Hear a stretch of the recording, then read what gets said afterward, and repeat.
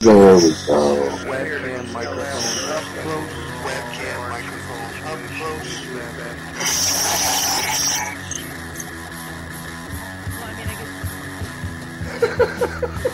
At the age of 19 in 1962, she was But I have the files.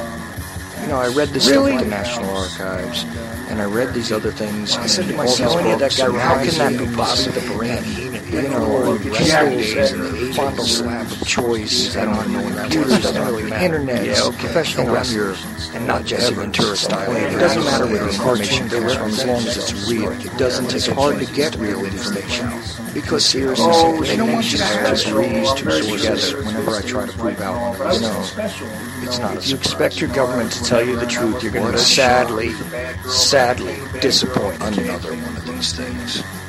Dear Lord, what a dirty old man. Really? You can't be serious. Is this really how you want things to be? Come on.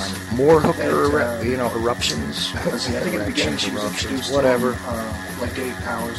Really? Allegedly broadcast live from Pima Region 2-3 within the borders of the formerly united and currently occupied states of America.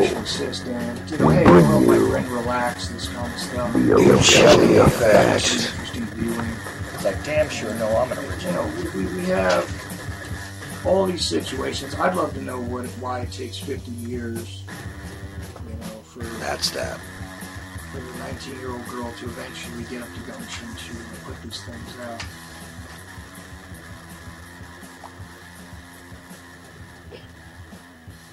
Good Thursday evening, UCY.TV radio listeners. We're live. Oh boy, the Ochelli Effect with your host Chuck Ochelli. That's me. All right, so what do we talk about all the time? We talk about a lot of things when it comes to the alternative media, when it comes to the other side of the story, right? We look at alternative news, we look at all sorts of different things, and we talk about, on occasion, what's going to be for the future, what are kids thinking, what's wrong with them, they're staring down at their cell phones, blah, blah, blah, blah. Well, tonight what I figured I would do is bring on a couple of people in that later millennial generation and see what happens, because apparently, Dylan, who is somebody who's been on the show a few times, Dylan Wade, who does the Truth Speaks show, is definitely somebody who is more along the lines of those of us who are part of, say, UCY, for instance. He's more up that alley. Definitely he's got some disagreements, and he's got some differing views and all that. But, of course, he's more like one of us. Well, what happens when we put him together, actually, with somebody his own age who has, one of these more conventional, mainstream sort of belief systems? Dylan, how you doing this evening? Good, Chuck. You? Well, I'm all right. I'm just about to add the pseudo-opponent for this pseudo-debate, because I want to hear the difference between the two of you, but I'm going to be fair, I'm telling you now, and I want to see where this is going, because, as I said before, we talk about the younger generation and where their mentality is, and but we don't often listen to what you guys have to say. Well, Chuck, what topics did you have in mind? Well, I was going to let you guys kind of select it, because I definitely had one idea in mind, but there's a lot of aspects to, say, the whole situation in the Middle East that you guys could discuss. But first, I'd like to identify everybody, and like I said, we know Dylan. He's been on the show plenty of times and does the Truth Speaks and all that, and I'm telling you, it's. It's been interesting with Dylan to see somebody this young who's, grasped onto things that I did not have in my mind at his age. But on the other side of the equation, and I'd like to know exactly where he's at and all that, and let him speak for himself. His name is Colton. You with us, Colton? Yeah, I'm here. How are you doing? All right, I'm doing pretty good. I just really, first of all, we kind of know, what Dylan's about because he's been on my show before. But I want to get an idea of who you are before we even, go any further and start letting you guys at each other a little bit. So do me a favor and kind of just give me a basic sort of description of, how you see the world as it is. All right, yeah, I can definitely do that. Well, as all of you know, my name is Colton Montgomery, and my political view system is more along the lines of pure conservatism. And I'm actually the founder and a writer for American Conservatism, which is kind of a small, unofficial political organization that addresses American conservatism and how conservative politics should play a great deal in the politics of today in our country. And I write for Trending Christian News, and I host my own radio program on Blog Talk Radio through the No PC Radio Network, which is also titled American Conservatism. So basically, I'm only 16 years of age, going to be 17 here in a month or so, and my views are basically strongly conservative, strongly Christian. And yeah, so definitely when it comes to the millennial generation, I don't necessarily fit in. I know Dylan doesn't fit in either. Really, none of us do if we hold any political viewpoints that aren't ridiculously liberal. So I look forward to the show tonight. And that is fascinating to me. I got to tell you that there is a point in time when you and I would have been in total agreement. But I'm not going to hold that against you tonight, that's for sure. And I definitely want to hear, because I'm more along the same lines as Dylan is, right? And you understand that. But I definitely want to hear what it's like from somebody who still believes in the system, basically. So this is, I think this is going to be a really good example, and I want to thank you for coming on with us tonight. Yeah, no problem. It's great to be here. All right. So, Dylan, I'll let you give a really brief sort of explanation of where you stand. You could sort of explain along the lines of what he said, or you could just lay it out in half a sentence, brother. It's all up to you. Go ahead. I don't affiliate myself with really any party. I look at individual issues, and I don't let myself be tied down to one side. That's really it. I agree with liberals on a lot, and I disagree with conservatives on a lot. I agree with both sides a majority of the time, but yeah, I always had that kind of problem as well, to be honest with you. Well, all right. What issue do you gentlemen think is the most important? I mean, I'll hear from both of you on that, and we'll just figure out where to go. I don't know too many to pick from, honestly. Well, if you want to leave it open, then I want to hear a suggestion from Colton. Well, and coming from a very strong conservative viewpoint, like I said earlier, one of my biggest issues is social issues and how they're affecting our country, and overall not just social issues in the political realm, as you said, part of the political system, but how social issues affect the morality of our nation as a whole and how that plays into our society and our government and things like that. But I'm willing to discuss anything. Okay, so I guess you guys are going to leave it up to me. Yeah. All right, well, how about this? We'll start with the... Let's just start with the headline, a recent headline, all right? You guys are both aware of the situation in Ferguson, Missouri? Yes. Okay. You also, Colton? Yes, I am. All right. Well, I'll tell you what. Why don't we just start with a real basic sort of thing and tell me how it is each of you view that situation, in your own words, how it is you interpret what's happening. How about that?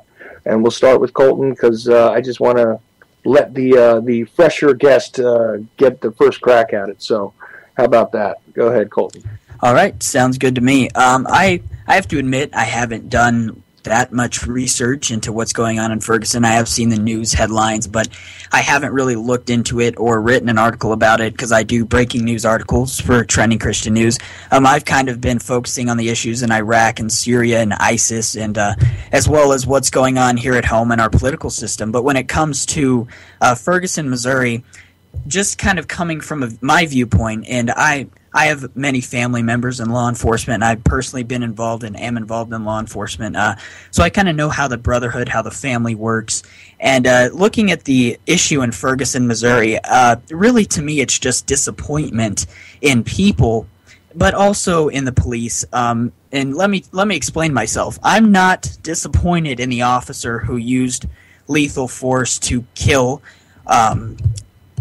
I can't remember his name, Mr. Brown, because I firmly believe that the evidence shows that Mr. Brown was trying to attack the officer, and the officer responded with the appropriate force. I know how the system works. I know how the investigations work, and he really acted as he would have. And I'm sure all of us here are supporters of the Second Amendment. So it really comes down to the same principle, not necessarily that one had a badge and one didn't, but one was getting attacked, and he used lethal means to defend himself. So when it comes to the protests and the riots and the looting, the overall unrest, to me, it's just absolutely ridiculous. It seems that people, I'm not sure how to explain this, but a lot of people do not know how to express their issues with the government. They don't know how to protest and use their right to protest and their right to assemble as guaranteed to them in the Constitution. They don't understand that. Instead, they'd rather just, fly off the wall, throw bricks through windows, attack cops, throw things, set cars on fire. And it's absolutely ridiculous. And it really makes me disappointed in both sides. And if I can explain myself on that, I'm disappointed in both sides because on one side you have the people who are absolutely acting like little children, to be honest, running rampant in the streets, throwing things, setting cars on fire, and really what they're doing is they're making a mockery of the Constitution and our right to assemble, because when you look at it, the right to assemble is a very sacred right. And right now on this radio show, we are in a way using our right to assemble as guaranteed in the Constitution and our right to freedom of speech and freedom of the press. And when people take those rights and then they twist them into something else and do what they're doing in Ferguson, Missouri, for example, then you just get an absolute abuse of the Constitution, where then that gives the government and that gives political groups the power to come in and say, well, you know what, you guys don't deserve those rights anymore because obviously you don't know how to respect them. I'm not saying I agree with that. We all have our rights, but people need to understand that we have rights bestowed to us in the Constitution, bestowed to us by God. And the government is instituted to defend those rights, and a lot of times it doesn't anymore. I'm sure we all agree on that. But when it comes down to it, we need to learn not to take our rights and not to take our freedoms for granted. Okay. Just all right. Hold on just a second, because you're going on, and I'm telling you, I get where you're coming from, and very good, because you can definitely maintain and continue your stream of thought. So I'm going to leave it there and ask Dylan what he has to say in response to all that. The people in Ferguson are going too far. I agree. But I also believe the cop who shot him also went too far, shooting him 10 times. Do cops carry tasers or mace in Missouri? I mean, I don't know the whole situation. I'm not well researched on it either, admittedly, but I feel like there's always a different option. And to go completely overkill like that, I think that's why people are upset. Well, all right. I'm really, really just trying to hold my own opinions to myself and let you guys kind of go back and forth. And I know I threw that one at you guys out of left field. So I'll tell you what, though. Let's move on, because you know what? Colton mentioned immediately the situation with ISIS and, how one views it and how it is, becoming one of those big watershed issues right now. Also, of course, we had the recent execution of a journalist being released and all this kind of stuff. And there's a lot to be considered here. ISIS, ISIL, IS now, depending on, who you listen to, what their origins are, and all this other stuff. how about the way that you see the entire ISIS narrative, the way it is right now, what we're coming to learn about it, etc., etc., just in general?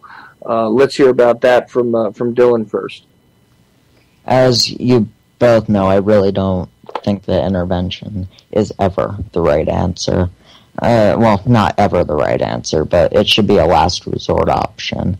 And I think the recent airstrikes are really just insane. We backed ISIS in Syria. That's an accepted fact at this point. They were one of the rebels that were supplying to fight the Assad regime. So it's really just ridiculous of us to go into arming Syrian rebels, including Al-Qaeda and ISIS, and then to turn around and try to strike ISIS and possibly in the future invade Iraq to combat ISIS. I think it's ridiculous. And that's really the totality how you see it. I mean, that's what you're seeing coming out of the entire the entire news story and collections of news stories recently about the situation in Iraq. Then I understand that there are atrocities being committed by these people, but how about instead of bombing them, how about we stop arming them? So I am very sure that Colton is going to have a different view on the situation. So let's try and stick, to the ISIS issue and what's going on, say, generally in Iraq to start with. Go ahead, Colton. When it comes to ISIS, this is actually something I can talk on confidently because the events in Iraq have really forced me and a lot of us to actually research what's going on.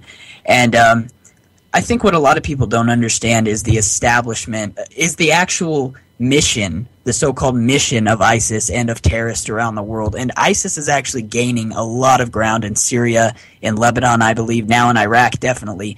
And the issue here is that ISIS is, as you said, Dylan, committing tons of atrocities, beheading people, now beheading an American. I read a story and read some reports about a family who were running away from ISIS and were being evacuated from the Mount Sinjar, where it was a complete humanitarian crisis, and this family was actually airlifted to Baghdad, and they're living in a refugee camp, which is absolutely horrible conditions. And basically, they gave eyewitness testimony to what was happening as they fled their homes for their lives. And these aren't just Christians. Christians, Yazidis, several other religious minorities. The Kurdish fighters are actually the main military force that is opposing ISIS besides our own right now. And our airstrikes, which I am completely in support of, have actually given the Kurdish fighters and the Iraqi military a chance to take back key territories and to secure humanitarian assistance where it is needed. So my opinion on the issue is that we really need to understand the purpose of ISIS to understand the bigger ordeal of what's going on. ISIS wants to establish a modern-day Islamic caliphate, and the leader of ISIS, who is a militant / politician / religious imam, he firmly believes that he is going to be the next leader of the worldwide caliphate, because that's really what a caliphate is according to Islam and according to the Quran. It's the using jihad, which is militant tactics and waging a holy war, basically, to establish the modern-day caliphate, basically world domination. And I've actually had some I'm going to try and keep this short, but I've actually had some really interesting research into this, where ISIS is definitely a terrorist organization, definitely committing all of these horrible atrocities, and in my opinion, it is our duty to get involved, because whatever your opinion is on whether we should have gotten involved in Iraq the first time, now, thanks to our poor strategic decisions as a nation, we are losing ground that we are losing all that ground that American blood was basically spilt for. So that's just my opinion on the issue, and I won't go in further. Well, all right. But I have one question for you, though. You said you've done a lot of research. What did you use to research? basically? When I research, basically I do what most people do. I just bring up Google and look for more. The hardest part about researching is knowing which is a credible source and which isn't. So that's basically what I do, and then I fact check everything and compare it to other things, and then see if some things that are put out there by. What do you find as a credible source? I mean, something that you can verify by checking it against other sources that you have already found credible. I mean, what are we saying? I mean, that's really what I do. Is if basic research, how I do it is if trusted media organizations are reporting it, or sometimes if the government's verifying it, or different. I looked into the Iraqi Human Rights Ministry and their statements, and to several other organizations that are actually on the ground. I try and avoid. I mean, I've seen some crazy theories about what's going on down there, so really fact checking is more or less a must, or else it just gets crazy. So we really can't ever know the truth unless we're there on the ground, and sometimes I wish I was. Absolutely. The first-hand information is always best, and this is why I always tell people, in your age group, it's impossible usually to explain this, but, all research is not necessarily conducted on the Internet. And really there's a lot of value judgments involved, because you're talking about what is a trusted source and stuff like that.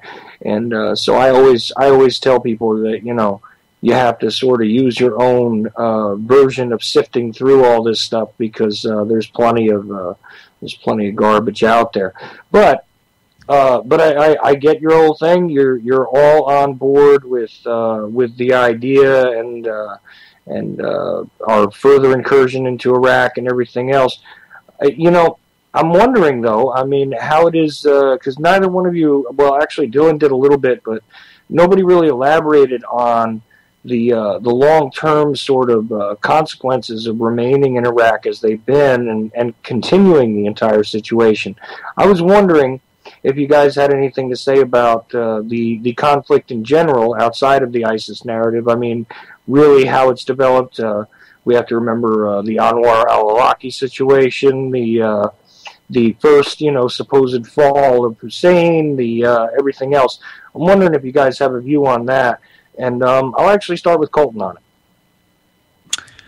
When it comes to the larger conflict at large, I think this just further justifies my point in saying that it's really an imperative, both from a defensive standpoint, a moral standpoint, and just a security standpoint and a diplomatic standpoint. Because if we lose Iraq again, and I understand the long-term issues, that is an issue and that is something we definitely need to work out. But looking into the long term, we also have to understand if these terrorist organizations such as ISIS manage to take over Iraq, manage to take over the government and continue their jihad, holy war crusade, whatever you want to call it, throughout the Middle East, eventually it's going to get to that point where we are going to have to intervene, because they are going to acquire weapons from governments. They're going to be able to they're actually going to be able to pose a significant threat to our interest and to our country if they gain those resources by taking over other nations, taking over their militaries, taking their weapons. There are some Middle Eastern nations that have nuclear capabilities, and it's just an issue that needs to be addressed now. So I guess. So in essence, what you're saying is that you have the. I think I might have lost him there. Are you back? Yeah, sorry about that. No problem. Believe me, we all have problems like that. Where was I? The situation, though, as far as you're concerned, I mean, it's like a modern domino theory, like we had in Southeast Asia, essentially, where if we start letting them fall to communism, they'll all fall. So, but in place of communism, with this domino theory, it's more like if you let the Middle East fall to, Muslim extremism or jihadi extremism, depending on how you want to couch that term, that this is going to be a domino effect which would spread throughout the Middle East and therefore become a significant threat to the United States in general. I mean, that's about right? Yeah, exactly. Okay. So, Dylan, I'm sure you have something to say in response to that? I have something. It's kind of on the same lines, but I don't think the entire Middle East would fall to ISIS. It's certainly possible, and yes, it should be stopped, but is this the best way to go about it? The Iraqi military was decimated by our war in Iraq. So, in essence, we helped ISIS to gain this footing because the Iraqi military might have been able to stand up to ISIS otherwise. Sometimes I think we have to wonder, what's the U.S.'s game in all this? I mean, we obviously want the Middle East to start falling so that we can go into Iran. That's been the goal since the beginning. And we've been trying to get into every single country possible. We're bombing Yemen, Pakistan, all these countries. We've started wars in Iraq, Afghanistan, and decimated these countries. So, in a way, we've built ISIS up. Not only that, but like I said before, we've been arming them in Syria.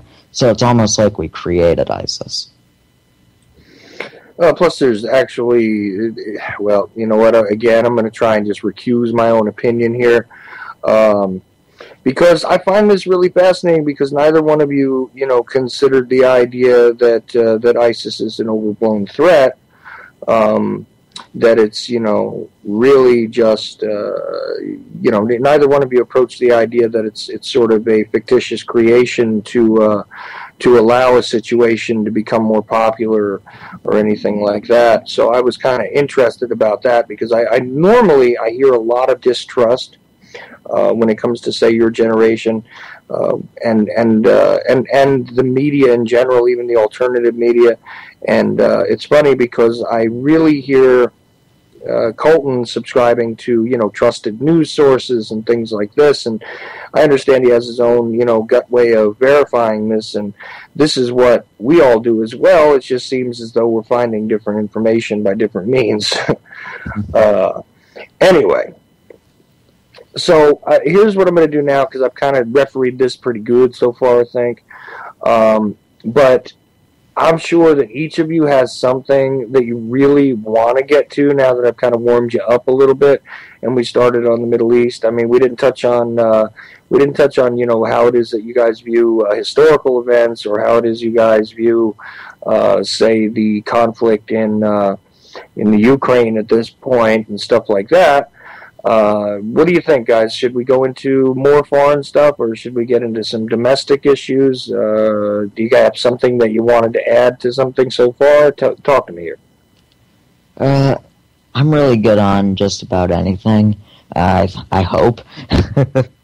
The foreign stage is really one of the most dangerous at this point. Well, if you want to take the most dangerous subject, I have one in mind. Colton, anything that you think we need to go to here? Not really. I'm good with anything. All right, excellent. Well, let me ask you this then, and I'll let you start for the second time. Although I might let Dylan start the next couple times. We'll see how it goes. Another thing that has been part of the general sort of conversation regarding global politics at this point is the conflict in Palestine/Israel, what is happening over there, and the sort of humanitarian problem, the ongoing conflict problem again and again. I guess we could start with how it is each of you view Israel in general. But I have a feeling that that'll be self-evident if we just discuss, how it is each of you views the Palestinian-Israeli conflict at this point. So I'll start with Colton again, and I'm sure you have something that you want to get out about this. Definitely. I personally feel that the Israeli and Palestinian conflict is really more than what we call it. We call it the Israeli-Palestinian conflict as if it is two nations conflicting with each other, and that's really not what it is, because Palestine, even though it wants to be a nation, if you look at what it's doing, if you look at Hamas as a complete terrorist organization that has ties to ISIS, and if you look at Hamas, who is recently kidnapped before Operation Protective Edge, which is the name of the operation that the IDF has titled that they are going into Gaza and the airstrikes and all that. before this operation was even instituted, Hamas took credibility and recently they claimed credit and are actually proud that they kidnapped and murdered 3 innocent Israeli teenagers. And as a millennial and as a young person myself, and as Dylan as well, that's just an issue that kind of hits me hard, because it's absolutely ridiculous that you look at the world stage and conflict all over the world, and then instead of the United Nations, for example, and all the other countries around the world, instead of focusing on a lot of these big issues that are really that are a huge problem, that could have, very significant long-term consequences. Instead, the UN has decided to investigate Israel for human rights abuses, which to me is just absolutely ridiculous, because you have a terrorist organization on one side, and then you have a legitimate democratic state on the other side. And I'm just going to keep this short and say that Israel has a right to defend itself, and when hundreds of rockets are being fired into Israel on a yearly basis, sometimes topping over 1,000 rockets on a yearly basis, and when 3 Israeli teenagers are kidnapped and murdered, it's just disappointing to see that the mainstream media, and to see that our government and a lot of people just don't see that as big of an issue as Israel responding to those threats. I'm going to sum up this argument by saying one thing that has been repeated by numerous talking heads, and especially conservatives and even some liberals across the world, and especially here in the United States. If Mexico lobbed, rockets into Texas every single day and then kidnapped 3 Texas teenagers from their school and murdered them and left them in the ditches for the Texas police to find, I doubt the United States would just sit there and do nothing. Honestly, I really think that our response would probably be stronger than Israel's response, because it's just uncalled for. It's disgusting, and it's just this whole mentality of Islamic terror and terrorist groups around the world that absolutely disgusts me. So I'll leave it at that. Okay. Well, I hear exactly what you're saying, and wow. Dylan, how do you view the Palestinian-Israeli conflict? Certainly certainly a country has a right to defend itself, but I will say this: how is killing civilians, when you're killing over 80% civilians in Palestine, self-defense? You're not getting as many terrorists as you're getting civilians. In fact, you're getting overwhelmingly larger amounts of civilians killed. Well, yeah, there is that, but I mean, the overall sort of view about, how you see the actions of the so-called Palestinian Authority and stuff like that as well, because Golden had touched on that a bit. So, I mean, how do you view the Palestinian side of it? I mean, Israel has a right to defend itself. You both actually agree on that, but the actions of the opponent and the repercussions for the opponent in this situation, I didn't hear really either one of you touch on that really with any sort of significant words for the Palestinian people, outside of the fact that you said, that they are killing a lot of civilians. But I mean, what do you think about it from that perspective, Dylan? It will have long-term repercussions on both sides, definitely. What's going on in Palestine is the Hamas terrorists definitely need to be stopped. I agree, but like I said with the ISIS issue, is this the right way to do it? I don't think it is. At all. Well, you have anything you want to add on that, Colton? Yeah, I definitely do, and I'll keep it short.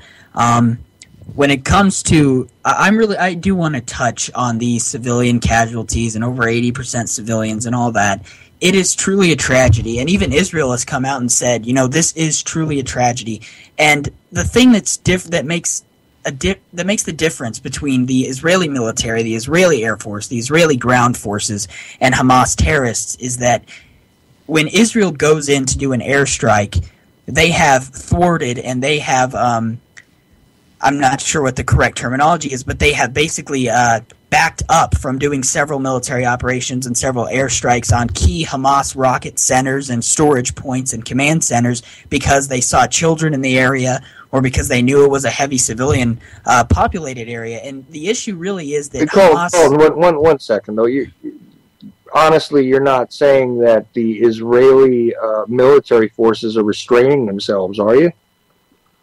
I actually am. They are in some instances, as any Western military you would hope would do, because they have several times decided not to carry out military actions against certain points in Gaza where rockets were actively being fired because they knew there were children in the area or they knew it was an active humanitarian area. And that's the difference between the two sides, is that Dylan, you pointed to all these civilian casualties. It's truly, it definitely truly is a tragedy, and it's very sad, and our hearts go out to all these innocent civilians.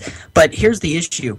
Israel gave them text messages, they dropped leaflets, they sounded alarms, everything they could do to tell the people, even phone calls, rampantly before the operation began and going on now during the operation, to tell civilians, get out of this area. If you do not get out, we are bombing it, we are sending in ground forces, and it is not our responsibility if you die because you refuse to get out. And Hamas is actively telling those people, you can't leave, and they're beating those people who try to leave. And then, of course, we all know that Hamas hides its weapons and its mortars in civilian areas such as hospitals and schools. So it's a moral issue at large, and I'd like to touch on this at the end of the show, just the overall humanist idea of let's not hurt anybody, let's love everyone. It doesn't work, and we can definitely go back to history. We can get into that. Look, we can get into, the whole discussion as to whether, a peaceful utopian sort of view is possible and all that, at another time. But, I mean, wow. Dylan, I wonder if you have anything you want to respond to there. I don't believe that they're restraining themselves. I mean, I understand they're dropping leaflets and text messages. But you said it yourself, Colton. Hamas isn't letting them leave. What's the point of dropping leaflets and telling these people to leave if they can't leave? I think that, and I don't know the whole dynamic of it, but really what Israel should be doing is they should send in special forces, not do airstrikes, send in special forces to eliminate key targets in the Hamas terrorist cell. These airstrikes are really doing very little, except except causing people to turn against them. Well, I don't know if you want to respond to that, Colton? Yeah, I guess so. They have the Israeli military has been using special forces, and that was the whole point of the ground operation, so that they didn't have to use as much air power as they could have used. Israel could have probably solved this problem, and I definitely don't support this idea, and this proves that this is in a way that the IDF and the Israeli military did restrain themselves. They could have just carpet bombed Gaza. Seriously, because that's what we did it in World War II, the British did it in World War II, the Germans did it, everyone does it. But the Israelis decided, you know what, we're going to respect civilian lives, unlike our counterpart terrorist over there in Gaza, Hamas, and we're not going to carpet bomb, and we're not just going to bomb things for the sake of bombing. It's strategic attacks. So when a rocket is launched from Gaza and the Iron Dome, hopefully, we hope, intercepts it and is successful in intercepting it, they locate and pinpoint that position, and then the Air Force strikes that position. And a lot of times there are civilians in that area, but is that the Israeli military's responsibility, or is it Hamas's responsibility? And that is the whole purpose of sending ground troops in, so that they can be more discriminatory in who they are actively engaging as hostiles. But the IDF has been killing civilians as well. I mean, significantly less than the airstrikes, but they still kill very few Hamas terrorists. I've only read one report that said a Hamas terrorist was killed, and it was a solitary one. That's the only report I've read, that only one Hamas terrorist leader has been killed in all this. And if The latest reports I've read is that over 800 Hamas militants have been killed, and hundreds of tunnels have been destroyed, and the several Hamas leaders have been killed. I believe two were eliminated either yesterday or today by the Israeli Defense Forces. Okay, that's my mistake then. I haven't seen a whole lot of reports lately. But Israel seems to be very ineffective if they're killing 80% civilians, and I understand all the points you've made, Colton, and I agree with some of them, but Hamas's leader doesn't even operate in Israel. Or Palestine, I'm sorry. Well, the historical relationship and the situation. I mean, Colton pretty much stated his position about who has the right to be where they are and all that, and it's pretty basic. It's basically the neoconservative version of it. I'm wondering about how you feel, Dylan, about Israel's right to exist, the Palestinian state's right to exist, etc., etc. I think every country has a right to exist. In Israel, Palestine, they all do. And I guess even... I forget where I'm going with this. My brain just... Yeah, it happens. Yeah. But in essence, though, I mean, I was just concerned with how you view, the overall situation politically. Like I said, Colton sort of stated it pretty clearly. He's definitely in support of Israel and their right to exist, and supports all their actions thus far. Now, here's one thing that I'm pretty sure both of you will have a negative viewpoint on, but I don't know. I think it's worthy of discussion. Especially being that Colton is so conservative. I actually want to hear this because it's kind of funny to me usually when it comes out. And can I add one more thing to the Gaza conflict? It'll be real fast. Yeah, certainly, but I'm going to definitely change subjects here in a minute. Yeah, that's fine. I'm not anti-Israel or anti-Palestine. I'm just anti-genocide. Yeah. But, Colton, I don't know if you want to respond to that. Who isn't anti-genocide, I guess I could say. And what the Israeli military forces are doing isn't genocide, but what Hamas has done over the years amounts to murder and possibly genocide, and it's absolutely disgusting. What all Islamist terrorist groups amounts to genocide, because they take religious minorities and they take anyone who disagrees with their viewpoint, put them on their knees and behead them, and then video it and send it to anyone who disagrees with them. So the moral imperative is Israel doesn't do that. Israel has Muslims and Arabs that serve in their parliament that are very, very pro-Israel. So I guess we'll just end it there. Wow. All right. Man, oh man. See, this is where I gotta bite my tongue, because I am trying to remain as neutral as possible, and I think I've done all right so far. Yeah. Trying not to interject my own viewpoints too much. I know, if you're an intelligent listener, you can definitely pick up a couple of things. But the thing is this: I'm just letting each of these guys kind of give their own viewpoints. I'm trying to add to the conversation a little bit, and trying to let this thing go as organic as possible to you guys. But man, it's not easy. Okay. See, a very sort of rough issue as far as political discussion.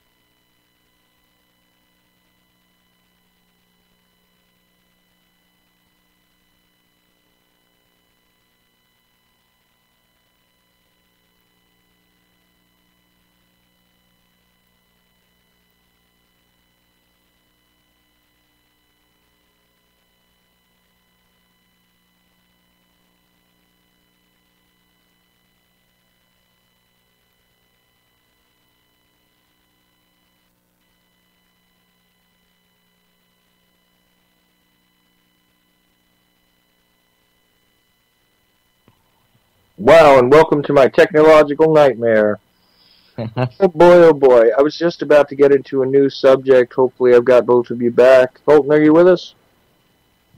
I am. All right, great. Sorry about that. Old man at the computer with the technology.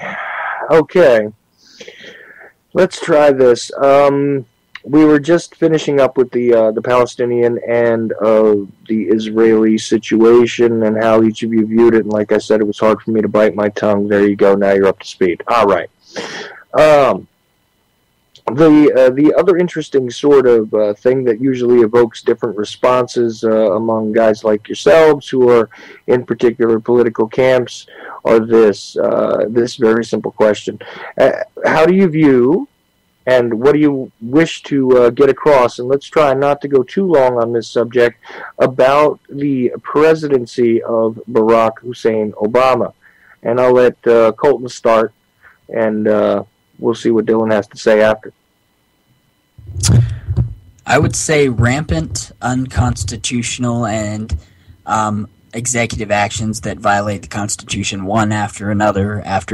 And it really is that simple. And to me, it's really just sad that the entire separation of powers in the Constitution has been violated. And from that, that really opens the way, and it really opens the road and the gate for the government and the people to continue violating constitutional rights, because now we don't even really have a separation of powers that is respected anymore, where you have a Congress that openly comes out, a Republican-held House, actually, that openly comes out and says, we are not going to even try and impeach the president, but we're going to sue him in an obviously ridiculously corrupt judicial system that I think this is kind of where I differ from some mainstream Republican thinkers, because I tend to think more conservative, not necessarily Republican all the time. And I really think that here we have a president who does not respect the rule of law, who does not respect the Constitution, even though apparently he taught it, and who really just doesn't care, and he gets away with what he can get away with. So I am personally fully in favor of Congress filing impeachment charges on him, and not even necessarily if they pass, but just to make the statement that you can't do this, and you have to respect the power of Congress and the power of our elected representatives, who, I'm sorry, but Congress was meant to hold much more power than both branches of government. And just to be clear here, Colton, you're also saying that although you support impeachment proceedings against him, as long as the point is made and there's some sort of break on the constitutional violations that have been occurring during this time period, you think that at least if the point is made, then that'll be sufficient? No, that's really not what I think at all. I think that's one of the points. I really think that impeachment should I really think impeachment should pass, but I doubt it would. But just to make that statement is powerful. But we should also sue the president, and the Senate and the House should block absolutely every unconstitutional action that he takes. If he wants to wage a war against Congress and therefore against the people's elected representatives and against the people, then we should wage a war back, a constitutional war. And that's really what it comes down to. If you're going to violate the Constitution, I don't care what branch of government you're in. A lot of federal judges do this every single day when they overstep their power and their bounds. Mm-hmm. Congress needs to step up and stop being so apathetic and frankly lazy and start taking action. Honestly, impeachment should be rolling off Congress right now. All right. Dylan, you did catch all that, right? I did, yeah. Okay. There's only one thing I disagree with. Well, your viewpoint on Barack Hussein Obama, you're going to tell me that you're in total agreement with him? No. There's one thing I disagree. There's a couple things I disagree with. Couple things, okay. Yeah. Impeachment wouldn't do any good. Mm-hmm. We saw what happened with Bill Clinton. He was impeached and stayed in office. And if you impeached him, you'd get Joe Biden, who's arguably worse. Well, there is a difference between successfully completing impeachment proceedings and actually just filing them. And in Bill Clinton's case, they didn't successfully complete the process. Okay. So this is the thing. But, I mean, you're in favor of them completing the process as far as, although you don't think it would do any good, is that right? Yes. I don't think it would do any good whatsoever. But really, what can you do in this situation? He's overstepped his boundaries. NSA, National Defense Authorization Act, did drone wars, unconstitutional wars. Well, yeah. Okay, so you guys are essentially in agreement. It's just a minor sort of difference on what the impact of legal proceedings against the chief executive would be, I guess. Mm-hmm. Plus, I don't think if they did impeach him and put either side, another person in power from either side, I don't think it would do any good either. Because, in all honesty, every president oversteps their boundaries. Okay. Well, a lot of them certainly have. And a lot of them have given us wonderful legacies of very painful things. I know that's an editorial comment on my part. I'm really trying not to, guys. I really am. But, don't worry about it, Chuck. You're doing good so far. I'm so trying to be nice and neutral here, and to be honest with you, I wanted to yell at both of you so far, and I'm using restraint. So you can yell at me after the show. I might. I got to tell you, I might. But that's okay. That's okay. I wanted to hear from you guys how you understood these things because, again, when we're trying to communicate with the younger generation, we really need to know where some of them are. And there are a lot of guys like Colton, that's for sure. There are not very many guys like Dylan, I got to say, that I know of. However, there is, a very serious disconnect, and it's good at least, and I'll say this no matter what you say, Colton, it's good that you're enthusiastic about the world around you, and you wish to change it in a positive way. You wish to influence it in a positive way. Excuse me, there's my trips over my tongue, ladies and gentlemen, as I always do. But the thing is, I got to give you that, is that you sound very, very convinced of your understanding, of your research, and of your positions. So definitely glad to hear that. I wish some of your positions were a little different, but I'm going to leave it there. And Dylan, believe it or not, I wish some of your positions were a little different too. Wow. But you can yell at me in the second hour if it's just you and me again. Yeah, we could do that, but anyway. So we've gone over Obama. We've gone over now. Here's another thing. I just I make this editorial comment again. It's not like I'm a fan of either W or Obama. In my opinion, neither one of them served this country properly. But that's a whole other story. The thing is, though, what would be the exemplar sort of subject for looking at the other side of the current accepted paradigm? Yeah, that was as nice as I could put that. I didn't understand what you said, so... Well, Sorry. It's okay. I'm having one of my airhead days. You know what? It might be me. It might be the Skype. It might be a lot of things.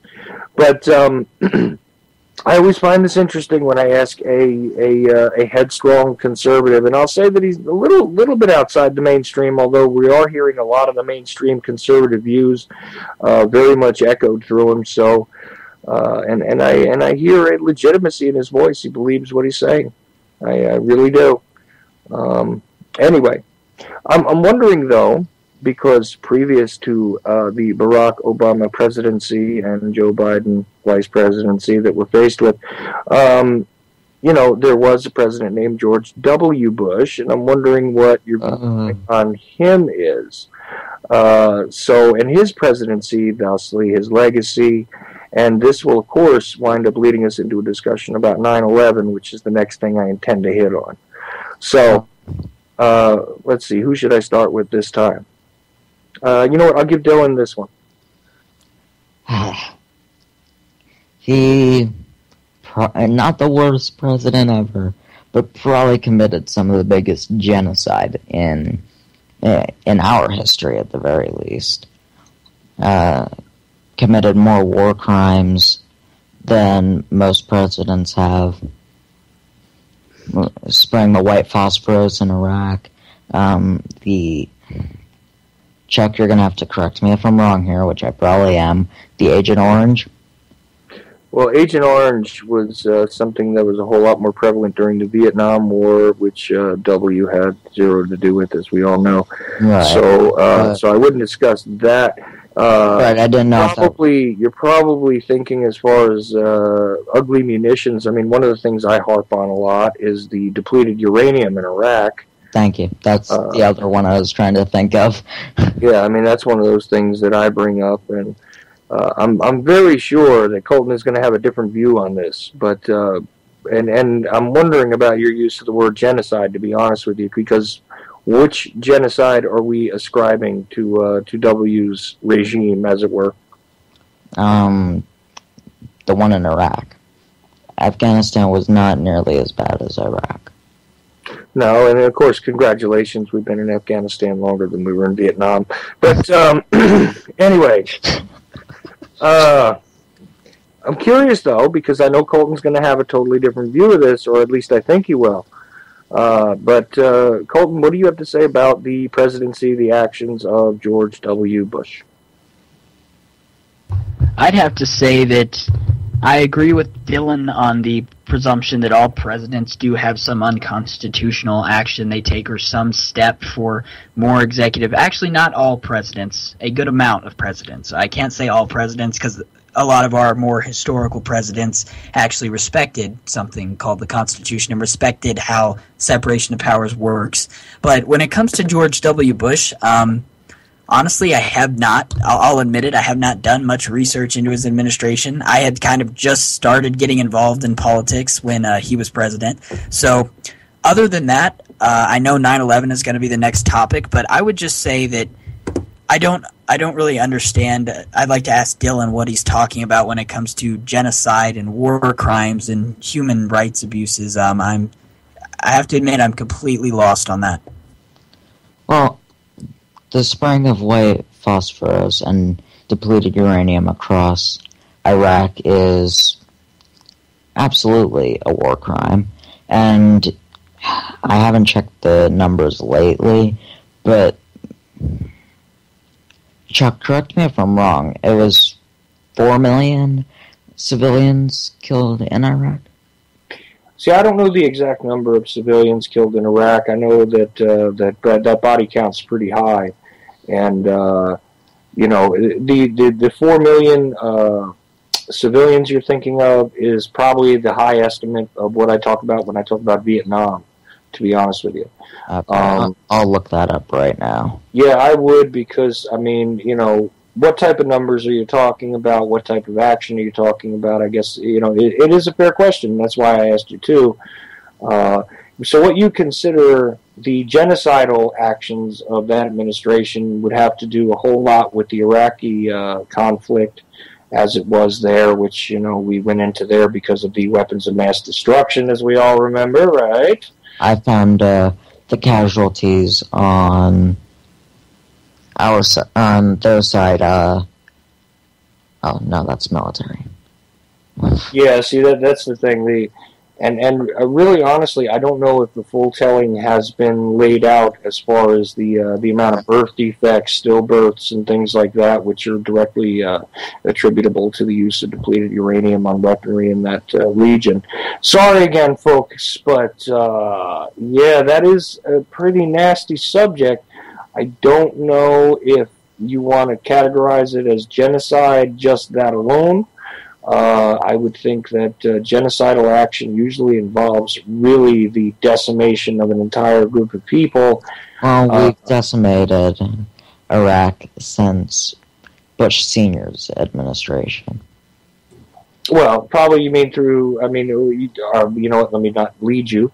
The thing is, by what means are we saying from HW's administration this began? Simply because of Desert Storm, or what?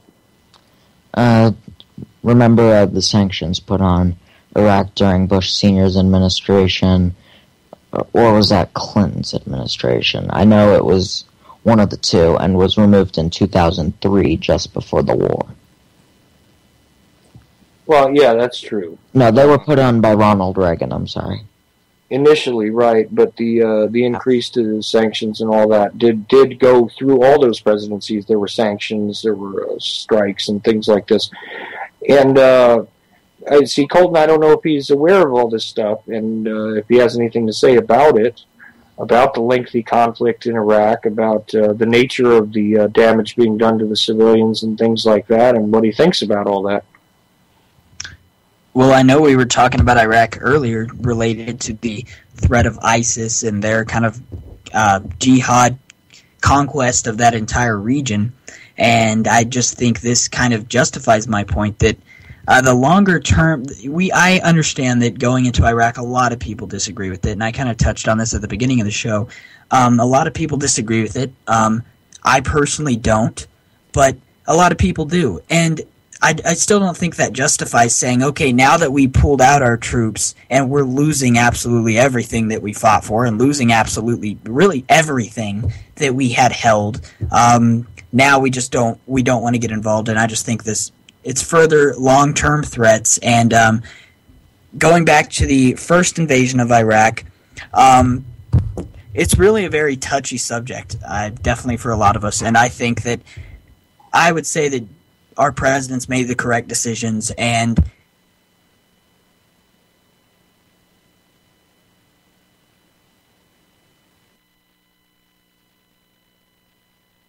holding this belief of, I guess you could say, humanist thought of, if we put sanctions on them, it hurts the people. If we bomb them, we kill an innocent civilian. If we raid a compound, we might hurt an innocent civilian or whatever. Oh. I guess my question is, what are we supposed to do? I mean, do you favor an absolutely isolationist viewpoint, or is no interventionism whatsoever? I mean, what are we supposed to do? Well, before we go into that, though, Colton, just one second, because I'm wondering about something. Are you aware of the damage that's been done by the depleted uranium? Excuse me, there it is again. Depleted uranium used in U.S. munitions in the Iraq region. I mean, are you aware of the amount of damage that's been done to the civilian population by use of that particular munition? No, I have definitely not looked into that. I see. Okay. Dylan, you wanted to respond to what he was saying now? Yes, I don't hold a completely humanist viewpoint. I believe that sometimes war is the correct answer, but we have to use statistics when talking about what military operations, like we did with the Israeli-Palestinian conflict. I don't support a completely isolationist viewpoint, but I believe that see, there I am again. I'm in her head today. Well, look, in all fairness, what happens here is that a lot of people push the idea that there should be either a completely intervention-less sort of situation here regarding our military action there, or there should be a complete and total sort of interjection of our forces into the area. It may be that one of you doesn't think it should be an either-or, where we just completely, involve ourselves once again into this adventure, as we did before, and as it seems as though will continue to happen, which, is, again, another subject. But, the thing is that it doesn't necessarily have to be an either-or. I mean, if one of you thinks that less should be done or whatever, I mean, you shouldn't be afraid to say that. You don't have to completely, align yourselves with either a peaceful or warlike footing. I think, anybody who's rational would agree that, war is a damaging thing, but at the same time, most of us also think that sometimes military action can be justified.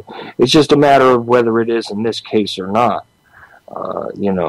So that's why, it's very narrow. I mean, we could discuss the difference between your viewpoints regarding whether you're, humanist in your views or whether you're very much aligned with a particular philosophy otherwise. that's something that we could go into. But I mean, about this particular situation, I mean, are you happy with the way things are going, Colton? I'm sorry, the situation currently in Iraq or the original invasion? Well, at this point, I'm asking you about the way it's developed altogether. I mean, we could look at the whole history if you want. I mean, you think that every single thing that's occurred there, to your knowledge so far, has been completely just and and warranted? Definitely not. It's an absolute impossibility. War is war. Innocents are going to die. People are going to die. Children are going to be left fatherless, and mothers and wives are going to become widows. That's really just how it is. And when it comes to Iraq, I believe that our original invasion was justified, and I'm not going to go into all of this. See, the thing I don't understand is that we all want to talk about how we, I don't know what you would say, poisoned. And touched on this on a show I was debating him on before, and it's always what we did wrong, what we did wrong, what we did wrong. But I think when it comes down to it, my view, as I've expressed to Dylan several times and I've expressed to my following, is that, in my opinion, a nation that is so militarily capable, so wealthy and so powerful, has a duty to do something. And see, my confusion here is that we were just talking about humanism, and I understand, Dylan, you're not a complete humanist. Definitely, complete humanists are a little freaky. But when it comes to humanism, I don't understand. You want to preserve human life. We all do. We definitely all do. And you point towards every civilian casualty that ever happened, and it seems that you think that's wrong. So my opinion here is just to say, that's just war. That's what war is. That's what it's been throughout history. It actually used to be much worse, where militaries there was no caring about civilians. You went into your enemy's city, you burned it, you killed all the children, you killed all the people, and then I'm sorry, if you didn't kill the children, you took them as slaves, and then you raped the women and killed them too and burned their city. That's how it used to be. And when the Romans took over Carthage, they killed everyone, absolutely slaughtered everyone in an actual complete genocide, and then salted the ground. Well, so generally speaking, what you're saying is that war is an inevitability, and this is the nature of war. I mean, and is that about right? In a way, yes, that is the nature of war, but war has evolved with this kind of progressive humanist thought, whereas, say, now if we kill one civilian in a drone strike in Libya or whatever, it's horrendous and it's wrong and it's evil, but you look into the past and it was absolutely horrible. So I think now we've all even if we're not humanist, we've all taken some of the good parts of humanist and progressive viewpoint, which says that we don't want to hurt innocent people and that we respect human life. But that's what we do here in America. That's what Israel does. That's what some countries do. But other people like Hamas, like ISIS, like terrorist organizations, some other countries, they don't respect that value of human life. And I think this is the issue, is that sometimes if we don't get involved, that's who our enemy is going to become. That's who ISIS could become a military monster. Hamas is trying to do it, but thank God that Israel continued to suppress them, to be honest. Well, let me ask you something there, because this is really interesting to me. You think that if we don't do something, this will cause us to have enemies evolve, essentially, from Definitely. our inaction, right? Well, let me ask you something. Don't you think it turns some populations against that flag, against the red, white, and blue sometimes, when we do things that are harmful to them, and then maybe they're a little bit angry in response to that? I mean, don't you think that happens sometimes from our actions? Definitely, I think that would happen with any country, but I don't think that that's more or less a norm. I think a lot of times it has been us coming in to actually help these people and delivering them humanitarian aid and taking them out of the clutches. I'm having the same problem as you guys. The clutches of the Taliban, and now the clutches of ISIS. I think in the end, we might kill one civilian by accident, but we don't go out there and say, you know what, we are going to kill civilians. That's our mission. That's what we want to do. That's not what we do, and that's the moral difference between us and them, basically. that they don't care about human life. That's what our enemies are becoming. They don't care. There's some people who just don't care. Serial killers and rapists, they don't care about human life. They don't care what you think or feel. But then there's people like us that we can actually have this discussion on this radio show about the value of human life without getting beheaded. I think, honestly, that's the point I'm trying to make. Well, all right. Well, Dylan, do you have anything you want to say in response to that? Definitely civilians will die. That's inevitable. But with every conflict, we have to be careful. And I know we don't go out. Sometimes in the past, we might have tried to kill civilians, like when we dropped the nukes on Japan. I think we bombed 2 civilian cities. So we have done it in the past. I don't know that we do that now, but I think the problem is when you're killing more civilians than you are protecting, or killing more civilians than enemy combatants.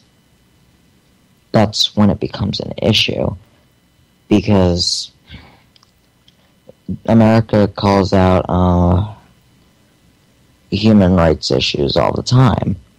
That's the whole reason we invaded or put the sanctions on Iraq in the first place, and that's why we invaded Iraq both times, because Saddam Hussein was committing war crimes. But then America does things like nuke Hiroshima and Nagasaki. They do the white phosphorus and the depleted uranium. Honestly, we're kind of hypocrites in a lot of ways. Yeah, well, I wonder what you have to say about that, though, Colton, because there is sort of a two-headed logic here that's not exactly completely congruous. There is a difficulty with trying to square the idea that we do utilize certain tactics and obviously do wind up killing civilians and things like this, where at the same time we're supposed to be the good guys according to the general mainstream story. And I understand you have your viewpoints and all, but I wonder about that because it gets to a point where you start wondering if things have been intentionally done. Regarding leaving stuff like depleted uranium all around Iraq. And since you said you hadn't looked into that, I'm telling you, look into it, because it's a very sort of ugly story that I think would open your eyes to some very interesting possibilities here. But that aside, I'm not here to convince you. I actually want to hear from you. So again, this is the way that Dylan has put it. I'm sure you took note mentally of what he said, and go ahead and respond. Well, I would say that Dylan does make some good points, but why is it... One of the things I don't understand is why is it that we have to continually go back to our past? Yes, we dropped 2 atom bombs, 2 nuclear weapons on Hiroshima, and I've actually done some research into that, which was written by... judging by the literature, very liberal, very progressive, other side of the aisle for me, people. And it was very, very interesting books which detailed the lives of the people who actually had to live through Hiroshima, who were there when it happened, and as well as Nagasaki. And you know what? It was horrible. And it was just horrible. But was Pearl Harbor horrible as well? And am I agreeing that we should have dropped the atom bomb on them? No. But in the end, I don't think that we are not in the Oval Office. We're not in the Situation Room. We don't have all those details. Whether we're putting our trust in the mainstream media or some alternative media, whatever, we don't know everything that's going on. We don't have that intelligence capability. So I'm not saying that everything our government leaders do should be warranted and accepted by us. Just leave them alone, let them do what they want. I'm definitely not saying that, but I'm just saying we have to understand that though it is our duty as citizens to question what our government does, and in a lot of ways everything that our government does, we also have to understand that our country is something special. I'm not sure we would disagree on that. I'm just going to repeat my point. I think and I'll just end it here. I think it all comes back to some people have a respect for human life. And sometimes you do have to take human life to defend innocent human life. And sometimes innocents get killed, and it's definitely tragic. It really is. And my heart breaks for them, and I'm sure all of ours does. But when it comes down to it, like I said, some people respect human life and try to defend that, and other people, simply don't care. They don't care about human life, and they have no respect for it. So that's really my opinion. That's us in the world, and that's two conflicting ideologies. Well, you have anything you want to respond to there, Dylan? I had something. I lost my train of thought. Sorry, I'm having a really weird day today. Well, I'm sorry about that, but I mean, No, I know. I'm trying. It is interesting to hear his steadfast sort of belief in the system. I got to tell you, I'm at a point where I don't trust a lot of things that it seems both of you do, and I find it interesting if the listeners think about where the level of trust is coming from, what is actually influencing it. I'm curious because I have no trust in this system. It's broken beyond repair. But you see, and I agree with that completely. And even Colton has an idea that something is wrong. I mean, obviously, he doesn't believe entirely that the court system is, playing it fair, as it were. There's a whole lot to be said here. So, what should we move on to now, gentlemen? I'm wondering if we should try and get into some interesting sort of social views here about the state of the world. I mean, is there anything that either one of you has on your mind before I dream something new up here? Well, you said, Chuck, you wanted to talk about 9/11. Is that still something you want to discuss? Oh, yeah, 9/11 I want to hit on, but I was thinking we could go through like a quick sort of summation of a bunch of what I consider to be significant historical events and see how each of you sort of views them in a short sentence form. So, but I mean, if you guys want to have a more extensive discussion about 9/11, I'm all for that. What do you think, Colton? It's going to be tough for you not to interject on that one. Works for me. All right, so you want the longer discussion about 9/11, or do you want the more rapid historical facts kind of thing? I'm personally more of a historical guy, but I'm the guest, so I'll talk about anything. Well, all right. How about this? We'll hit on a couple of subjects that I think are of interest, but I want you guys to try and keep your answers short. Just sort of give me your viewpoint about what these particular events mean to each of you. Okay. And Colton, I have no familiarity with what your viewpoints are here. I may strike upon things that you have no viewpoint on, and if I do, I'm sorry. I just consider these to be the more pivotal sort of events in more recent history. So in the past 100 years, let's just say, we'll keep it there. So sorry again if I hit you with something that you have no viewpoint on. Are you set to go? Definitely. Okay. Yep. Let's start here. And I'll ask, well, you know what? I'll ask Colton first because I think this would be interesting.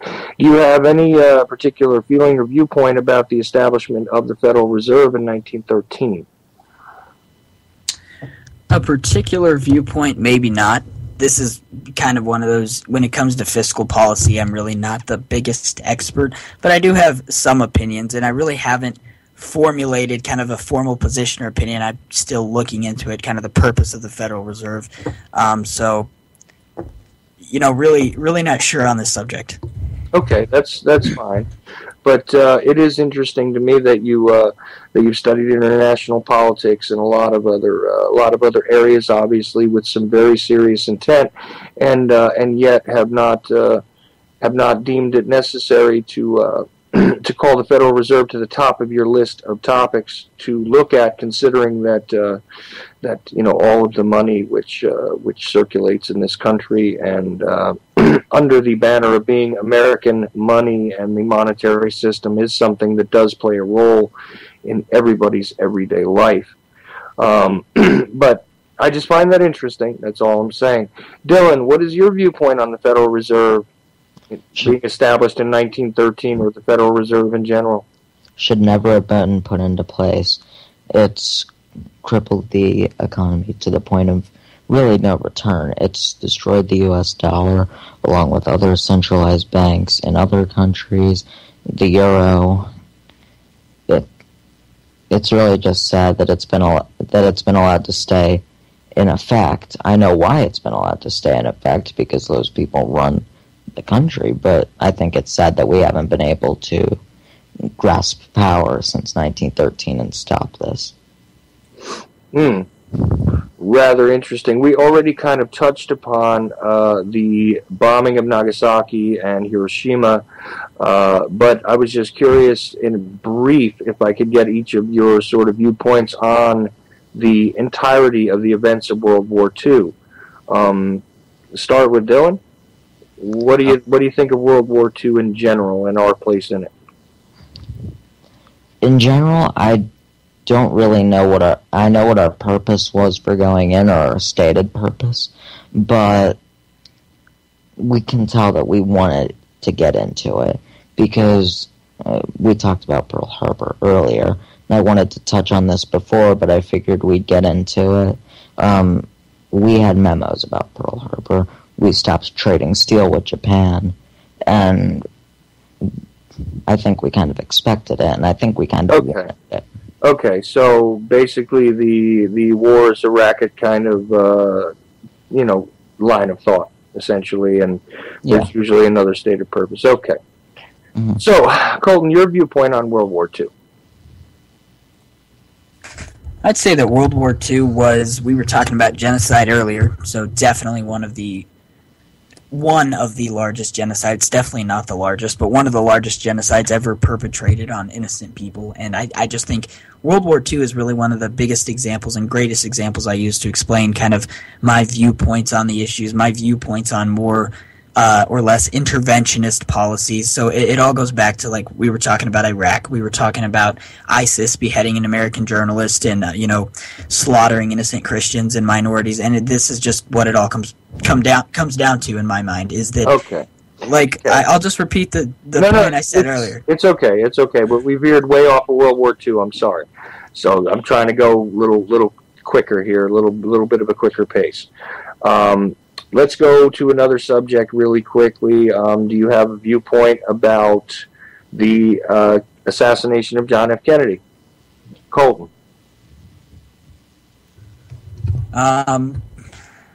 Another one of those issues that, I'd say I'm really not...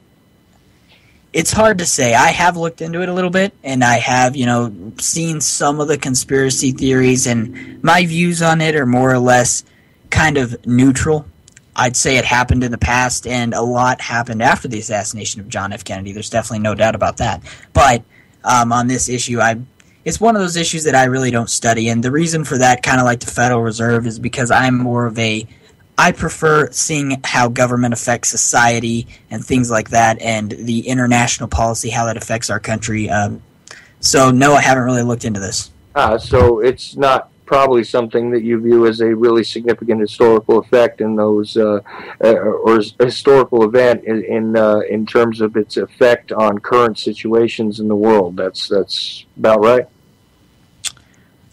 Perhaps. It was definitely a very big historical event, but compared to other things that happened around the world, such as genocides, I'm not completely up there. But it was definitely an important historical event. It was the assassination of an American president.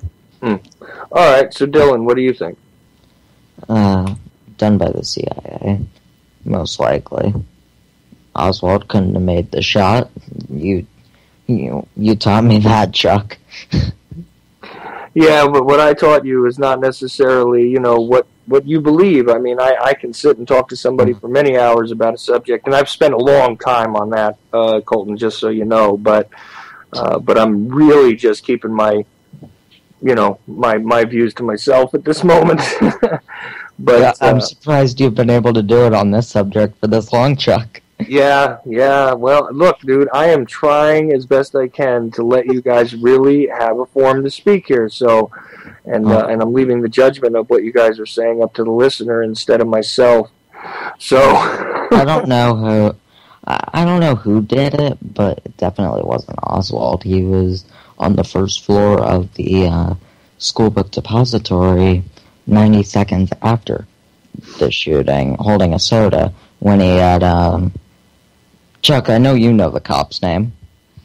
Well, yeah, I do. Again, Marion Baker, I'm sorry. Marion Baker was a motorcycle officer in Dallas. Yeah, that's the one with the gun drawn on him in the second floor snack room. But, you know, I understand, but I mean, do you think that there was any sort of historical significance to it? Because Colton figures that it really wasn't, you know, it's one of those, it's significant, yes, but not really significant to the current, like, say, political status quo as it exists. It's very significant. Very significant, because Kennedy didn't want to go to Vietnam. And the first thing Johnson did after Kennedy's assassination was try to go into Vietnam. Interesting. And you know, what about the residual effects? Let's go into Vietnam. Actually, what do you think about the effect of the Vietnam War on this country, Colton? I know we all have a lot of opinions, even a lot of members of my family opinions on the Vietnam War, and my opinion on it is I wasn't alive then. I don't necessarily know everything that happened when it happened, but I have studied my history, and it's hard to say. We were talking earlier about interventionism, and, you know, when we were kind of our nation was trying to stop the expansion of communism across that entire Asian area and Eastern Europe, and when it comes to Vietnam, were we justified in going in? Honestly, don't know. Were we not justified? I don't know. I wasn't there. I wasn't alive. But when it comes down to it, we do know that the Viet Cong and the North Vietnamese and, of course, the Russian communists were complete barbarians. You know, I just continue to reiterate my point that some people respect human life and others don't. Is that not what it all comes down to? So I'll just hold with that. Yeah, you are consistent. I'll give you that. Absolutely. Colton, I will have to counter the Soviet-Russian comment, because we backed them. Well, you know, what is interesting is at this point, you know, even the official history sort of is now just coming to light in the past decade or so about a lot of the situations in Vietnam, and I guess again, you know, since Colton wasn't alive for it, you know, he didn't take the time to study it, and that's absolutely his prerogative. You know, I think Dylan in general has an understanding about the residual effect, but I was curious actually about the home front effect of the Vietnam War and what you thought it had. You know, did it have a significant effect on this country, on this populace? Yes.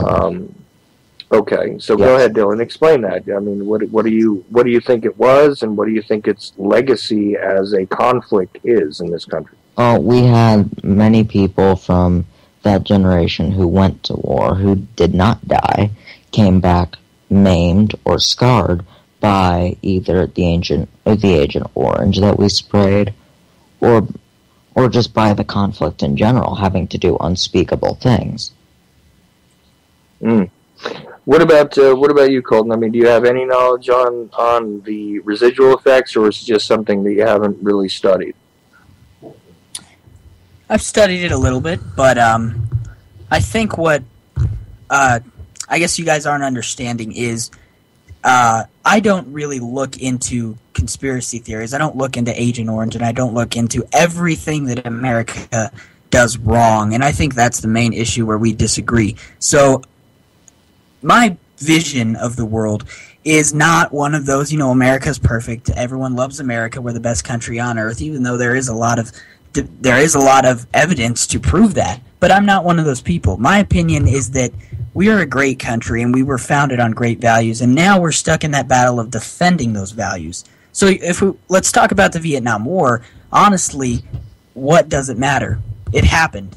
It happened. JFK was assassinated. We went to war in Vietnam. We went to war in Iraq. But right now, look at what's going on in the world, and look at what's happening to the Constitution, and look at the moral decay of our country. And so that's where my mind is focused, and focusing on what is happening to our society, what is happening to our country. You look at history, you look at Roman culture, you look at the I'm a complete Roman nerd. I love Rome. I love studying Rome and Greece. And you look at the Roman Republic and see how they fell and see how their society progressed and then fell. And I'm not a more or less World War II modern history buff, but I absolutely love ancient history. I love seeing how societies and empires and governments were formed and how philosophy and all that has affected our society and how that how we can apply that to our society today. Go ahead. Well, let me ask you this: since that's one of your positions of strength, I'm wondering, comparatively speaking, when you look at the evolution of the Roman Empire, and you look at the fall of it, even from a mainstream historical sense, and believe me, I've got a little bit of knowledge about this. Here's the thing. Do you not see the parallels sort of forming in this country and the possibility of the fall of the empire, as it were, except in this case it is the American empire? Definitely. That's actually one of the topics I discuss and write about a lot. And I think I've really studied a lot of Roman politics, and I still continue to study it. I love it. And I think that I like it because Rome was really the first government to kind of institute a republican form of government with separation of powers. And I think this can really compare to how our Constitution is decaying and how we are kind of disrespecting it. Because, the Roman Republic was a very strong government, and that was evidenced in how long Rome was able to survive. And when the people of Rome, people eventually want a king. And I think that's just how it works. People want to have a king because they get tired of, the Senate in Rome's case, or Congress in our case, taking too long to work on issues, not defending us when we need to, not sending us to war when the people want us to, not voting this or that. They don't like the courts who don't decide in their favor, whatever. And so the people eventually, like they did in Rome, they say, you know what, we don't want this system anymore. It's too slow. It doesn't work. So you know what, we want to have a system that is just, we're gonna have a tyrant, and that's not what we're gonna call him, but we're gonna have a monarch. He's gonna be an emperor, because more or less there is an advantage to monarchical government. I hate monarchical and autocratic government. Yeah, hold on a second. Let me ask you this: what you're saying is that dictatorships often rise up out of the desire of the people to see, policy and the implementation of political decisions being streamlined through a singular voice. Is that what you're saying?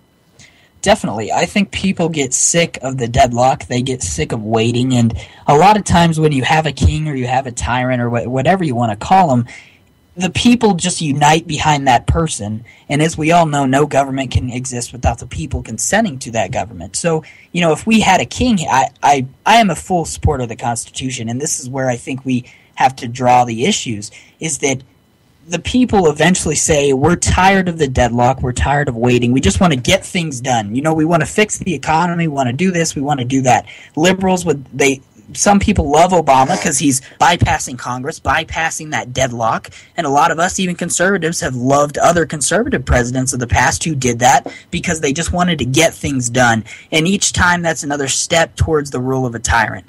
Because as soon as a republic, as soon as a democracy falls, you get a dictatorship. That's how nature works. But as you stated earlier, we are in a representative republic as opposed to being in a democracy. This is not a situation where the mob can possibly rule. So Dylan, I hope you've been keeping track of this and you're not airheading out on me over there, because I'm wondering what you have to say about the sort of natural progression that seems to arise when people want to see things streamlined and sort of focused through a singular leader. Do you think this is just part of the nature of things, the nature of empire? Please join in on this discussion. Well, I don't know how much I disagree, honestly.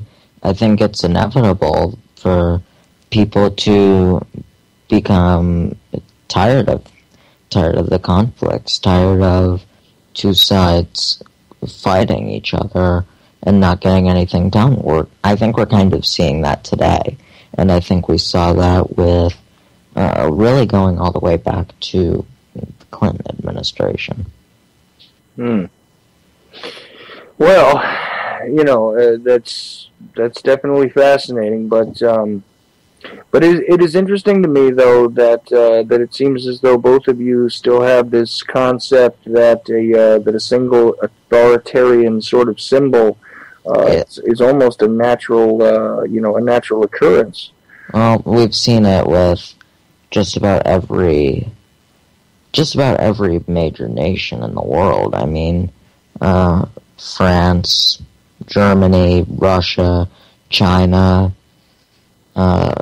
South American nations. I think it's amazing that we've lasted this long, and I think that us lasting this long is a testament to what the Founding Fathers put into place. And I do believe it's our job to protect that as long as possible. Well, one thing I think it seems as though all of us, as far as I can tell, agree, about is the concept that the Constitution being subverted and our particular form of government as it was supposed to stand, deserves to be given its actual day in court here, because, quite honestly, it's no longer functioning correctly. And we do believe that this is an adequate and definitely greater framework than we could possibly have out of the sort of order out of chaos theory that seems to be being practiced right now, while we're watching the subversion of all these particular elements of our own system of government. At least I think we all see that government has been subverted and has been somewhat hijacked one way or another, depending on what you think the culprits actually are. I'm glad at least that everybody agrees there. I think we have different viewpoints about that, but it ain't supposed to be this way, guys. This is really where we can all agree. Okay. If nothing else, we all agree that this is not what was intended. And nobody would vote for Obama if he ran for a third term. All right. Sadly, okay. So, Colton, I'm wondering about social issues. I don't know how deep you want to get into that, but I know very well that just based on your sort of posture politically, that social issues would be a very serious key regarding most of your impassioned arguments about a whole lot of things, including foreign policy. But which social issues do you think are paramount, let's just say, at the moment? To me, the biggest issue right now would be abortion, and then abortion definitely, and then now we have the large debate about gay marriage, legalize it, don't legalize it. Just tons of social issues where you have people who want to marry their computer, or a man who wants to marry another man, and this is really when it gets down to the debate of the conservative principles versus liberal and progressive principles, where my side, what I believe is that I personally believe that social issues, they're not just issues. When I stand up and when I say I'm against gay marriage, or when I say I'm against abortion, or any of that, it's not because that's what everyone else says. And it's not because I just say they're wrong or they're evil, which I believe they are. But when it comes down to it, my belief is that every social issue, and really every issue that has any type of moral attachment to it, in the end, it affects the entire morality of the populace. And when you have a people, I believe one of our founders once said, I'm sorry, but I can't remember the exact founder. I've been doing a lot of reading lately. One of our founders said that we really, or many of them, that we can't govern this nation, that we can't govern using the Constitution, and that we can't govern anything in America unless we have a moral populace. So I think when you look at our society, we've been on this steady rate of progression where we're steadily becoming more immoral. And what I mean by that is that we're becoming more progressive, and progressivism isn't always bad. Some good examples of progressivism is when we outlawed slavery, when we gave women the right to vote. There's several other examples. But then I think progressivism eventually hits this place where it's really not beneficial to society anymore. We've gotten to that point where we've more or less crossed the line, where we're not ensuring the rights of other individuals and helping people along, but instead we're subverting the founding documents and the foundational messages, the foundational morality of our country. I look back to Rome, I look back to several ancient societies, and I look to ours nowadays, and all I see is a progression, a steady progression, which is good at first. It's very advantageous at first. So just to really clarify here, what you think is that the decay or the fall of any empire or just nation is really very well seated in its morality and its moral positions and the positions that it takes as a state? Certainly. I would say that as morality in a nation decays, you see our country, for example, as our morality decays in this nation and as our respect is really at the center of all of it. We don't respect the Bible. We don't respect the Constitution. And as that moral decay kind of starts to set within the heart of our society, the Constitution begins to get thrown out the window one piece by piece. The Bible's thrown out the window. Law and order is thrown out the window. Look at Ferguson. And to me, it's just, that's really what affects all societies. Are the people moral or are the people not moral? Do we respect right and wrong, or do we respect a hedonistic belief system, which is what we're kind of slowly moving towards right now, that says if it feels good, let's do it?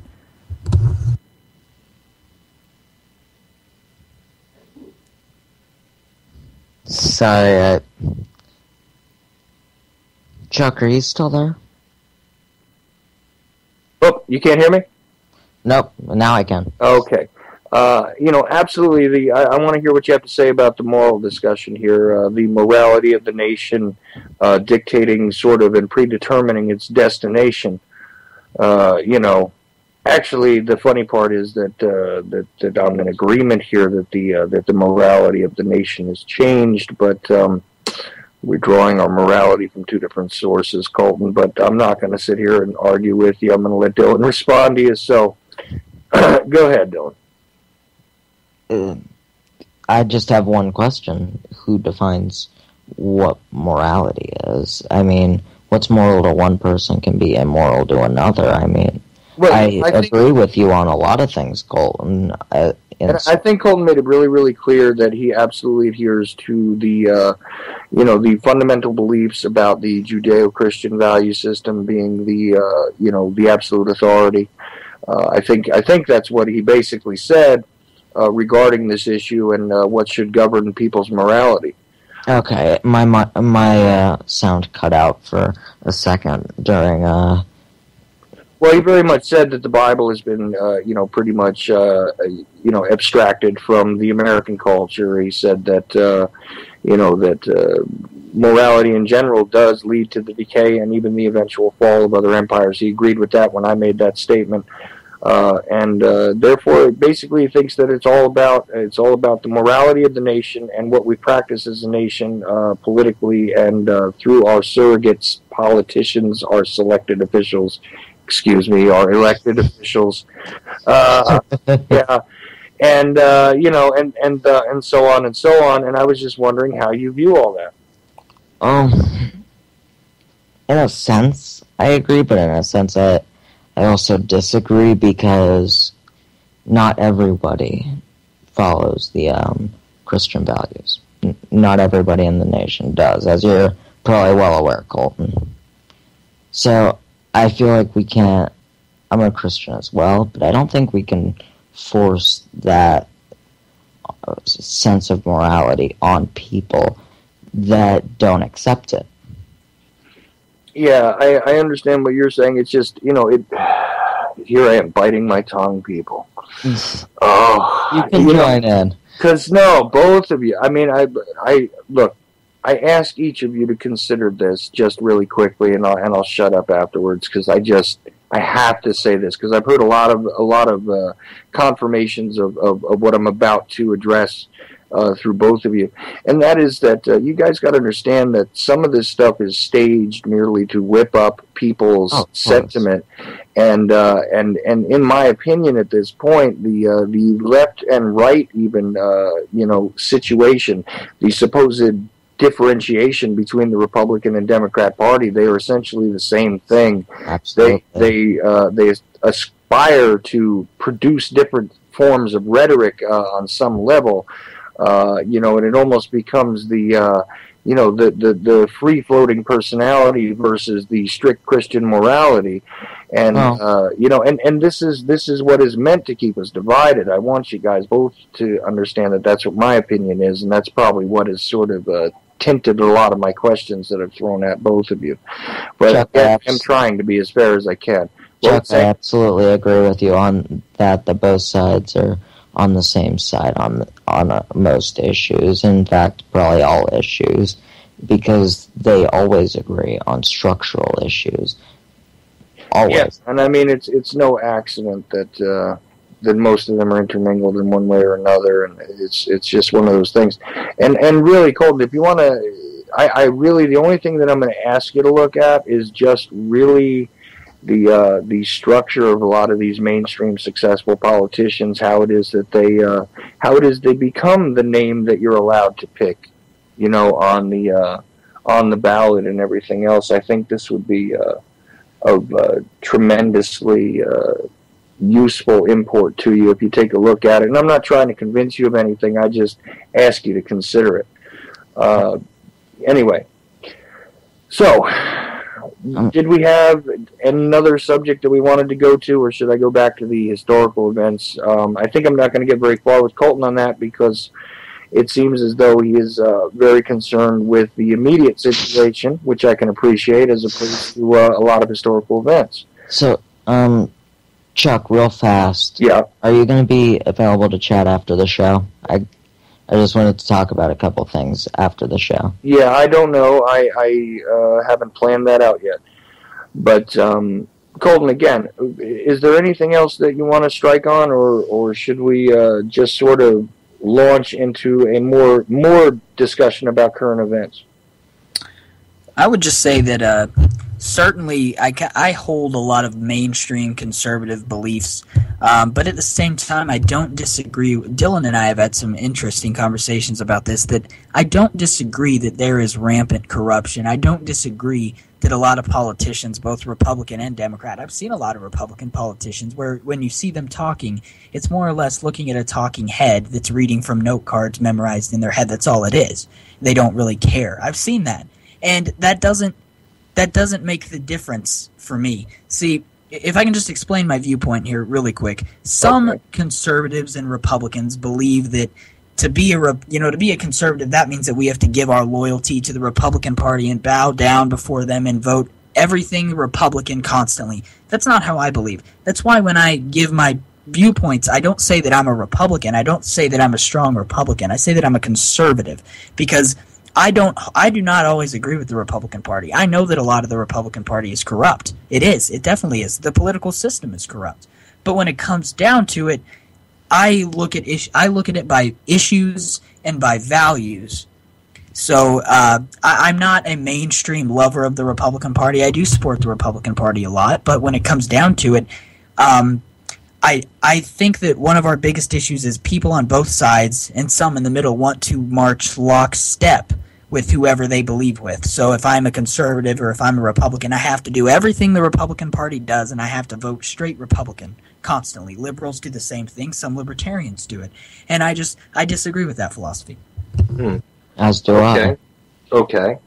Fair enough, but I mean, it's kind of interesting to me, though, that on the one hand, you say the whole system, is rampant with corruption, but of the most obvious corrupt choice, I choose the Republican Party.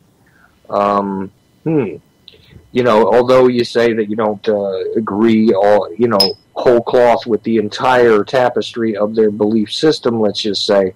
I mean, the majority of what you said is pretty much straight out of the of their playbook. You know what I mean? So it's not as though they're unidentifiable among your ideas here.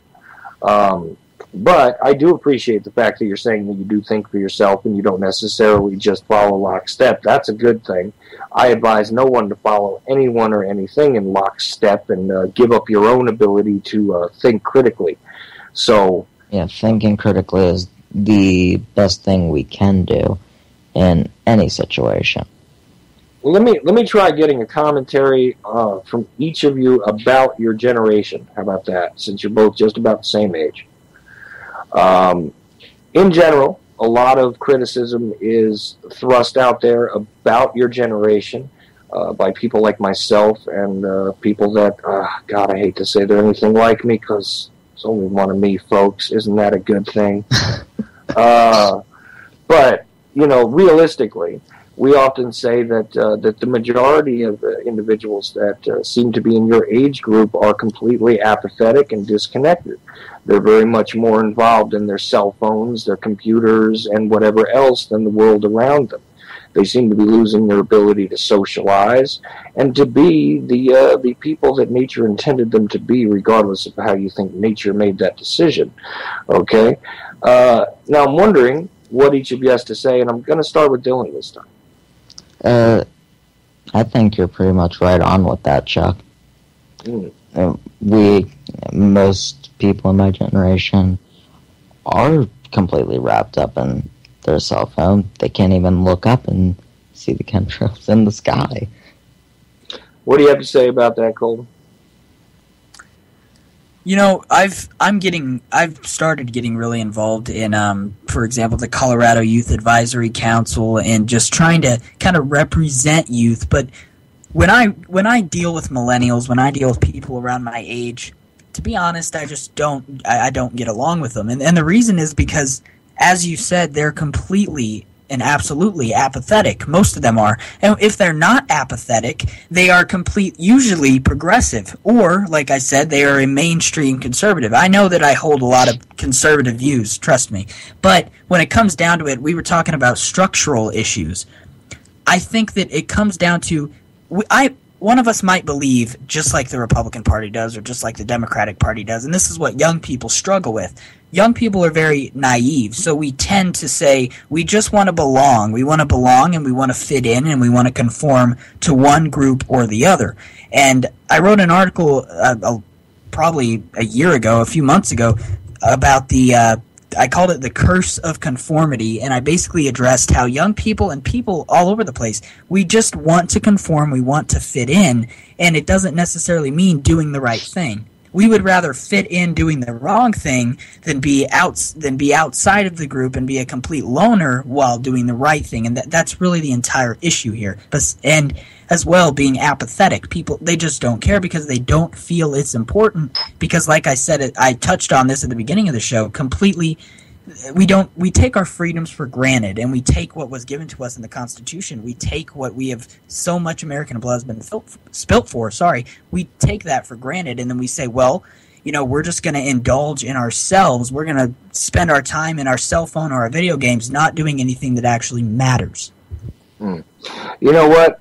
We're just about out of time, and, you know, I'm going to tell you this has been an interesting discussion. Again, I'm sorry, guys, where I've, not actually succeeded at biting my tongue, but I've tried here. I've tried. I really have, and I hope each of you has felt that I've been fair to each of your points of view. I've questioned both of you. I've interrupted and asked for clarification from both of you, and tried to remain as neutral as possible, as I said again, although it's very, very hard. And I am sorry in advance for all of my brain farts, like the one I just had. Yeah, well, there you go. Another one, because, of course, you're saying sorry in advance for something that you've already done. Dylan, come on, man. Come on. Oh, man. I kind of screwed this up. It's okay. Look, everybody's allowed to give me a headache. I have them all the time. Thank you. But look, guys, I really want to thank each of you for having joined me tonight, because I think that this is interesting. There is a conservative element in your age group that really is not very dissimilar from you. So I think you're a very good example of some of that conservative element now reaching out and trying to interject more into the sphere of consciousness, as it were. And obviously, you are doing so. Again, what blog or website do you write for? Me? I'm sorry. Yeah. Sorry, Cole. Yeah. Yeah, I write for www.aconservatism.com and trendingchristiannews.com. There you go. I'm sure everybody can find that kind of stuff on the social medias of all sorts. Here I go with the old man thing again, but, you know, because what can I do? My Twitter doesn't even have me on it. It's just the shadowing of the stuff from my Facebook account, which I can barely manipulate.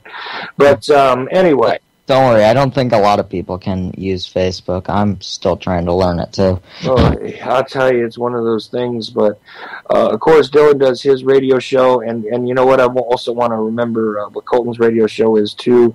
But Dylan's radio show is The Truth Speaks. You can find that on YouTube and also on Shake and Wake Radio. Also, he's partnered with the Liberty Beacon.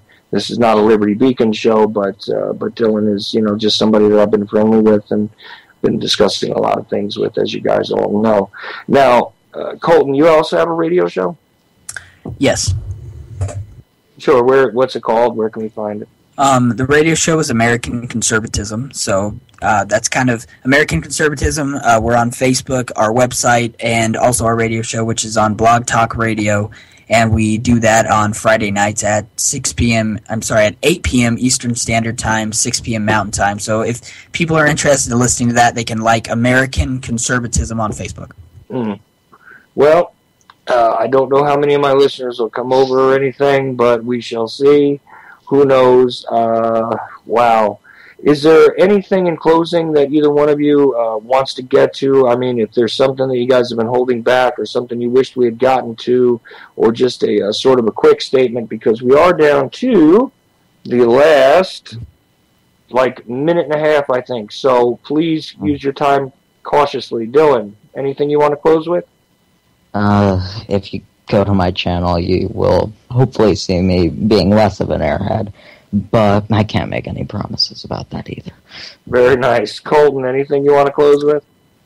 Yeah, I'd just like to say that there's a huge difference in this world between right and wrong, and definitely good and evil, and I think that it's our duty to choose which one we want to follow, and that's what's happening in this country right now. Well, there, sir, I can agree with you 1,000%. As do I.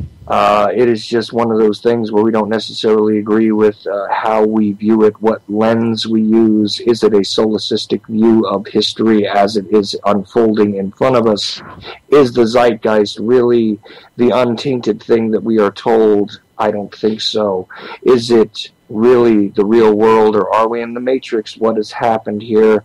I leave that to your judgment. But at least we got to hear from the millennial generation tonight, and we got to listen to them go back and forth from two decidedly different viewpoints. And Chuck, I'm sorry for giving you a headache. Not a problem. I get them all the time. And actually, I started this broadcast with a pretty vicious migraine, so... That's good. It's not my fault for my horrible argument. No, you gave me an extra headache. And thanks for listening. The Ochelli Effect Supply.